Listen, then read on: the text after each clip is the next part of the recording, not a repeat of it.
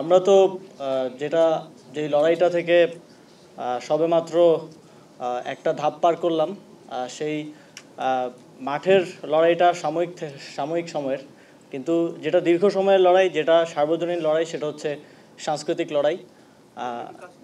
এই সাংস্কৃতিক লড়াইটা ফারুকী ভাইরা করে আসছিলেন এবং আমাদেরকে কিছুটা হলেও যতটা ওই সময়ে পারা যায় আমাদেরকে দেখানোর চেষ্টা করেছেন, বোঝানোর চেষ্টা করেছেন।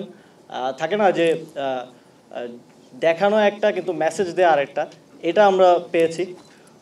আশা করি 840ও 420-র মতোই সবার মধ্যে সাড়া জাগাবে এবং আমাদের আগামীর যেই সাংস্কৃতিক লড়াই, সার্বজনীন যে লড়াই, সেই লড়াইতে ফারুকী ভাই আরও অবদান রাখবেন।